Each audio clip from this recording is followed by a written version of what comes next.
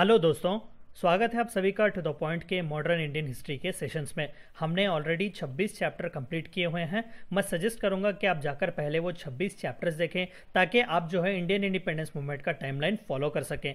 हमने पिछले चैप्टर्स में द प्रो चेंजेस और नो चेंजेस के बारे में बात किया। हमने बात किया कि किस तरीके से नॉन कोऑपरेशन मूवमेंट को अब्रप्टली ख़त्म कर दिया गया था। हमने देखा कि किस तरीके से 1920s और 1930s के बीच एक स्टेलमेट था। आज हम एक बहुत ही इंपॉर्टेंट चैप्टर के बारे में डिस्कस करेंगे। हालांकि पोस्ट 1920 या फिर पोस्ट नॉन कोऑपरेशन मूवमेंट अगर कोई मास बेस्ड मूवमेंट था जो इंडियन इंडिपेंडेंस मूवमेंट में बहुत ही सक्सेसफुल था तो वो था सिविल डिसओबीडियंस या फिर सिविल डिसओबीडियंस मूवमेंट हम कहते हैं। तो आज इस चैप्टर में हम जानेंगे कि दरअसल ये सिविल डिसओबीडियंस था क्या और इस मूवमेंट के तहत वो कौन से प्रोमिनेंट पर्सनालिटीज जो थे वो इंडियन इंडिपेंडेंस मूवमेंट में भाग ले रहे थे और वो कौन से इंपॉर्टेंट इवेंट्स जो थे जैसे कि दंडी मार्च या साल्ट मार्च जिसे हम कहते हैं वो as a part of civil disobedience movement किए गए थे। तो आइए शुरू करते हैं।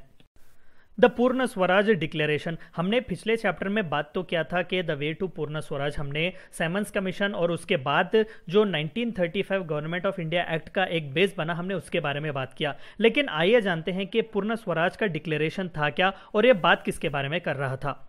It was promulgated by INC यानी कि इंडियन नेशनल कांग्रेस ऑन 19 दिसंबर 1929। तो ये पूर्ण स्वराज यानी कि कंप्लीट इंडिपेंडेंस का डिक्लेरेशन 19 दिसंबर 1929 को किया गया था। The flag of India was hoisted by Jawaharlal Nehru on 31st December 1929 on the banks of Ravi River in Lahore। आप पिक्चर जो देख सकते हैं ये उस वक्त का नेशनल फ्लैग था, यानी कि 1950 में जब नेशनल फ्लैग दिया गया था तो माइनर चेंजेस किए गए थे। तो वो दरअसल ये फ्लैग था जो हॉइस्ट किया गया था by Pandit Nehru in Lahore. The Congress asked the people of India to observe 26 January as independence day.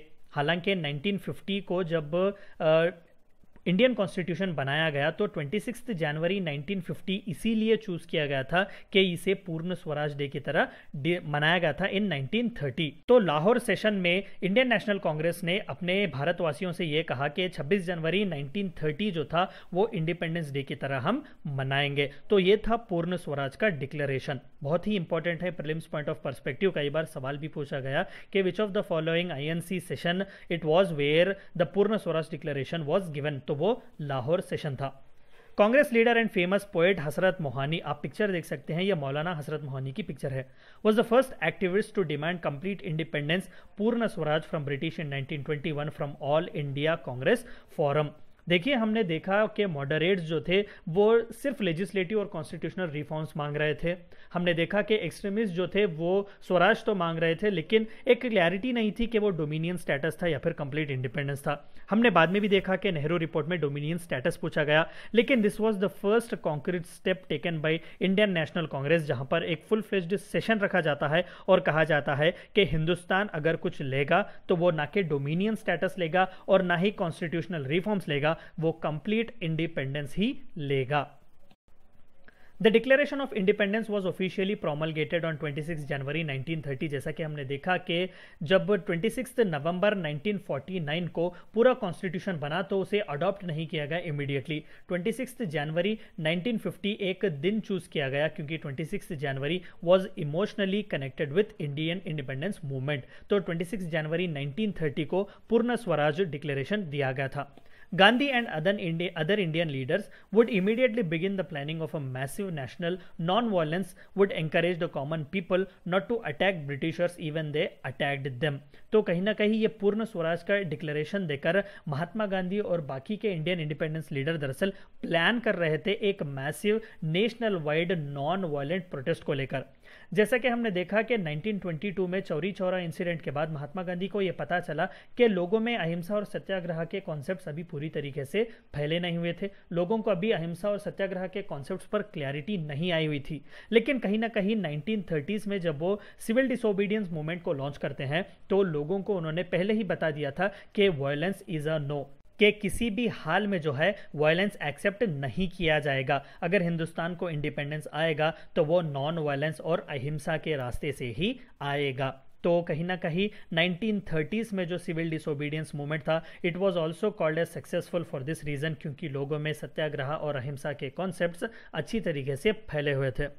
Subsequently the salt सत्याग्रह, हम आगे के स्लाइड में इसके बारे में डिटेल में बात करेंगे, was initiated by Mahatma Gandhi on 12th March 1930 and what followed gave impetus to Indian independence movement and sparked off the national wide civil disobedience movement. तो सिविल डिसओबीडियंस मूवमेंट का स्पार्क अगर कहीं से आता है तो वो गांधी के दंडी मार्च से आता है। तो आइए जानते हैं कि ये साल्ट सत्याग्रह था किसके बारे में। The salt Satyagraha, also known as the Dandi March and the Dandi Satyagraha, was an act of non-violent civil disobedience in colonial India led by M.K. Gandhi. बिल्कुल, the 24-day march lasted from 12th March 1930 to 6th April 1930 as a direct action against campaign of tax resistant and non-violent protest against the British salt monopoly. दरअसल हुआ ये करता था कि already हम बेहतर तरीके से जानते हैं कि ब्रिटिश के रेवेन्यू पॉलिसीज बहुत ही रिग्रेसिव हुआ करते थे। कहीं ना कहीं आर्टिजन्स जो थे, पेजेंट्स जो थे, वो बहुत ही बुरे दिन एक्सपीरियंस कर रहे थे। लेकिन सबसे बड़ा ट्रिक जो ब्रिटिशों ने खेला हुआ था वो सॉल्ट मोनोपोली को लेकर था, यानी कि सॉल्ट बनाने पर और सॉल्ट बेचने पर एक इनसेन अमाउंट ऑफ टैक्स लगा दिया गया था। क्योंकि देखिए साल्ट जो था वो नेसेसिटी थी कॉमन, क्योंकि खाने पकाने में हर चीज़ में सॉल्ट या नमक की ज़रूरत होती है। तो ब्रिटिशों ने एक यूनिक तरीका पहचान लिया था कि अगर हिंदुस्तानियों से कहीं ना कहीं रेवेन्यू अगर वसूल करना है तो सॉल्ट पर जो है वो हद से ज़्यादा टैक्सेस लगा दीजिएगा और हर हाल में सॉल्ट खरीदने के लिए जो है वो टैक्स बनेंगे ही बनेंगे। तो कहीं ना कहीं सिविल डिसओबीडियंस मूवमेंट का स्पार्क या फिर शुरुआत गांधी जी इसी साल्ट मोनोपोली के खिलाफ अपनी आवाज़ उठाकर करते हैं। Mahatma Gandhi started this march with 78 of his trusted volunteers, यानी कि महात्मा गांधी ने जो साबरमती आश्रम से लेकर दंडी जो कि गुजरात का हिस्सा था, तो वहां तक जो थे वो अपने 78 वॉलंटियर्स को लेकर जाते हैं on a March.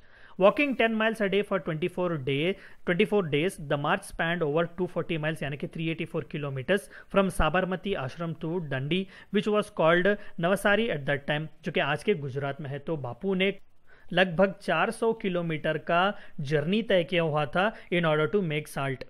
When Gandhi broke the salt law at 6:30 a.m. on 6th April 1930, it sparked large-scale acts of civil disobedience against British Raj salt laws by millions of Indians. पिछले slide में जो आपने देखा, जो बापू अपने हाथ में पकड़े हुए थे, he was actually preparing salt by evaporation on the shore of Dandi. The aftermath, तो फिर भाई बापू जैसे एक पर्सनैलिटी खुद सिविल डिसोबीडियंस कर रहे हैं, कह रहे हैं कि ब्रिटिशों के खिलाफ, उनके अग्रेसिव पॉलिसीज़ के खिलाफ, उनकी सॉल्ट मोनोपोली के खिलाफ आप आवाज़ उठाइए, तो आप जान सकते हैं कि वो रिपरकशंस किस तरीके के हो सकते हैं। Around 60,000 people including Gandhi himself were arrested by government. British government की आदत ही थी कि वो बहुत ही रिग्रेसिवली रिस्पॉन्ड करते थे। तो दंडी मार्च के सक्सेसफुल होने के बाद जो था, ब्रिटिश गवर्नमेंट ने गांधी और 60,000 अलग अलग जो हिंदुस्तानी पार्ट्स में जो सिविल डिसोबीडियंस मूवमेंट चल रहे थे उन्हें अरेस्ट किया गया था। हालांकि गांधी ने लॉर्ड इरविन जो उस वक्त के गवर्नर जनरल या फिर वाइसरॉय थे, उन्हें इंटीमेशन दी थी कि वो दंडी मार्च करेंगे। There was widespread civil disobedience carried on by the people. Apart from the salt tax, other unpopular tax laws were being defied, like the forest law, चौकीदार टैक्स, लैंड टैक्स एक्सेट्रा। हमने इन सभी चीज़ों के बारे में कहीं ना कहीं डील किया कि फॉरेस्ट लॉस ट्राइबल राइट्स के खिलाफ जा रहे थे।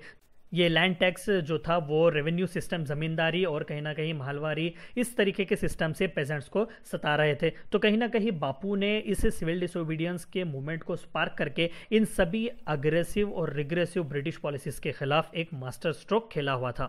The government tried to suppress the movement with more laws and censorship. जाहिर सी बात है कि अपने खिलाफ जो कोई भी आवाज़ उठाता था उसे ब्रूटली सप्रेस करते थे British Raj. The Congress party was declared illegal. देखिए कितने हद तक ये बढ़ गए थे कि पार्टी को ही वो इलीगल डिक्लेयर कर रहे थे।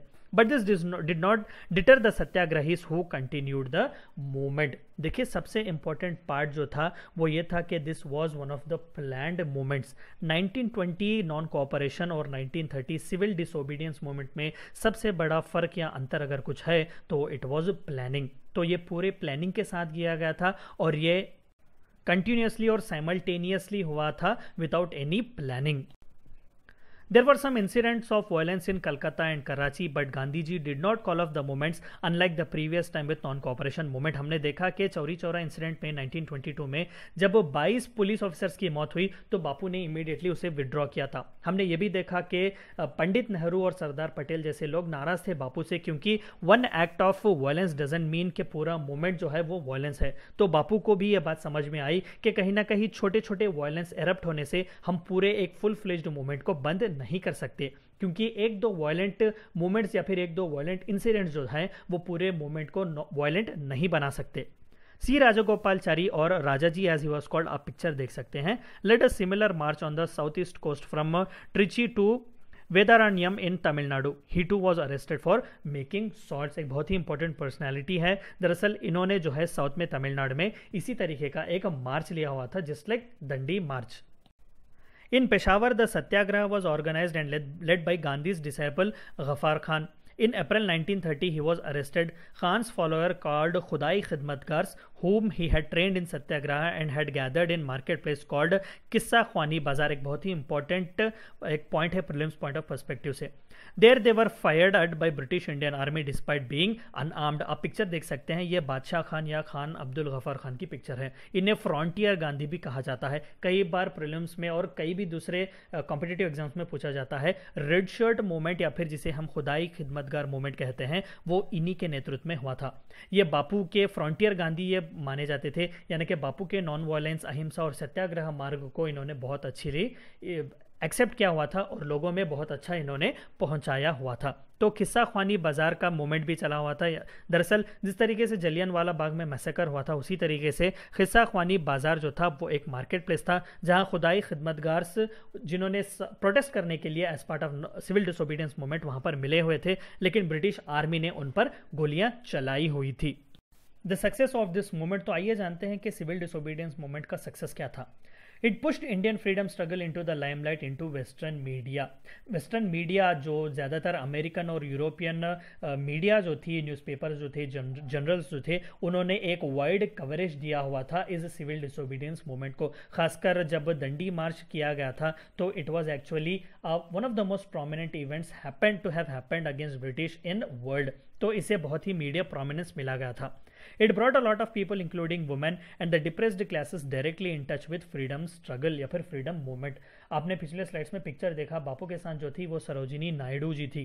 तो ऐसे कई प्रोमिनेंट वुमेन लीडर्स आए हुए थे फोर फ्रंट पर। It was also one of the reason of non cooperation in civil disobedience movement. It showed the power of non violent satyagraha as a tool in fighting imperialism. पूरी दुनिया को यह बताया गया कि नॉन वायलेंस से भी हम बैटल जीत सकते हैं। Gandhiji was released from prison in 1931 and he met with Lord Irwin, who was keen to put an end to civil disobedience movement and the media attention it had caught। तो Lord Irwin जो उस वक्त के viceroy थे हिंदुस्तान के, उन्होंने बापू को रिहा करवाया था 1931 में फ्रॉम प्रिजन, और कहीं ना कहीं वो चाहते थे कि मीडिया अटेंशन जो था वो कम हो जाए। As per the Gandhi-Irwin Pact, बहुत ही इंपॉर्टेंट है इन prelims point of perspective, the civil disobedience movement would be ended and Indians in return would be allowed to make salt for domestic use. Lord Irwin also agreed to release the arrested Indians. Gandhiji attended the second roundtable conference in London as equal। एक बहुत ही important है कि second round table conference में गांधी जी जो भाग उन्होंने लिया था, it was a result of Gandhi Irwin pact. तो लॉर्ड इरविन जो उस वक्त के हिंदुस्तान के वाइसरॉय थे, उन्होंने एक्सेप्ट किया कि डोमेस्टिकली आप सॉल्ट बना सकते हैं, ब्रिटिश की मोनोपोली उस पर अब नहीं रहेगी। तो this was one of the most significant phases in the Indian independence movement which is civil disobedience movement. I hope कि आपको वीडियो समझ में आया होगा और पसंद आया होगा। Thank you for watching my video.